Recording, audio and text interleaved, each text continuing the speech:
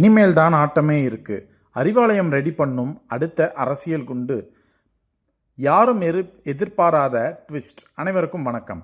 தமிழ்நாடு அரசியலில் 60 ஆண்டுகால திராவிட கட்சிகளின் ஆதிக்கத்தை உடைத்தெறிந்த தமிழக வெற்றி கழகம் பெற்ற அது வெற்றியே ஒரு வரலாற்று திருப்புமுனையாக அமைந்தது. தொடர் ஆட்சியை கைப்பற்ற விடாமல் என்ற திமுகவின் எதிர்பார்ப்புகளை தகர்த்து காங்கிரஸ் உள்ளிட்ட கட்சிகளின் ஆதரவுடன் தாவேக ஆட்சி அமைத்த நிலையில் அனுபவமற்ற புதிய அரசு என்ற கோணத்தில் ஆளுங்கட்சியின் ஒவ்வொரு நகர்வையும் தீவிரமாக கண்காணித்து விமர்சித்து வருகிறது எதிர்க்கட்சியான திமுக. இருப்பினும் தாவேக அரசுக்கு நெருக்கடி ஏற்படுத்த திமுக முன்னெடுத்த பல அரசியல் அஸ்திவாரங்கள் மற்றும் எதிர்பாராத திருப்பங்களால் அடுத்தடுத்து பலனளிக்காமல் போயிருப்பது அறிவாலயம் தரப்பை அதிர்ச்சியடைய வைத்துள்ளது. முதலாவதாக நீட் தேர்வு வினாத்தாள் கசிவு விவகாரத்தில் கையில் எடுத்த தாவேக அரசுக்கு எதிராக போராட்டங்களை திமுக ஆதரவு அமைப்புகள் தீவிரப்படுத்தின. இப்பிரச்சனையில் பட்ஜெட் கூட்டத்தொடர் வரை எதிரொலிக்கும் என்று எதிர்பார்க்கப்பட்ட சூழலில் டெல்லி மத்திய கல்வி அமைச்சர் திடீரென ராஜினாமா செய்ததால் போராட்டங்கள் அனைத்தும் சட்டென கைவிடப்பட்டன. அதைத் தொடர்ந்து போராட்டத்தில் ஈடுபட்டவர்கள் மற்றும் ஆளுநர் மாளிகை முற்றுகை போராட்டத்தில் கைதானவர்கள் மீதான வழக்குகளை முதலமைச்சர் விஜய் ரத்து செய்து உத்தரவிட்டதும் திமுகவின் போராட்ட வியூகத்தை முற்றிலுமாக நீர்த்தப்போக செய்த ஆளுங்கட்சிக்கு சாதகமான சூழலை உருவாக்கியது.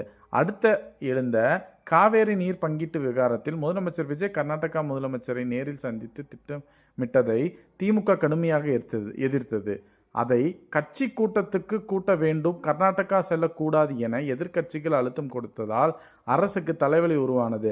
ஆனால் யாரும் எதிர்பார்க்காத விதமாக நீர்பிடிப்பு பகுதியில் பெய்த கனமழையால் கபினி அணையில் இருந்து வினாடிக்கு 25,000 கன அடி நீர் திறக்கப்பட்டது. இயற்கை தந்த இந்த திருப்பத்தால் காவேரி பிரச்சனை தற்காலிகமாக முடிவுக்கு வந்து தாவேக அரசு நிம்மதியாக பெருமூச்சு விட்டது. மற்றொரு புறம் தாவேக அரசு சந்தித்த முதல் பெரிய சோதனையான மின்வெட்டு மற்றும் மின்கட்டண உயர்வு புகார்களை திமுக பெரிய அளவில் எழுப்பியது. ஆனால் போர்க்கால அடிப்படையில் நடவடிக்கை எடுத்த தாவேக அரசு மின்வெட்டை கட்டுக்குள் கொண்டு வந்தது. மேலும் 3.70 லட்சம் மின் இணைப்புகளில் புகார்கள் எழுந்த நிலையில் மின்சார வாரியம் மேற்கொண்ட ஆய்வில் வெறும் 0.65% மட்டுமே கட்டண வேறுபாடு இருந்தது கண்டறியப்பட்டு அறிக்கை வெளியிடப்பட்டது. இதன் மூலம் தவறான தகவல்களை பரப்பும் முயற்சி தடுக்கப்பட்டு திமுகவின் மற்றொரு விமர்சனமும் புஷ்வானமானது.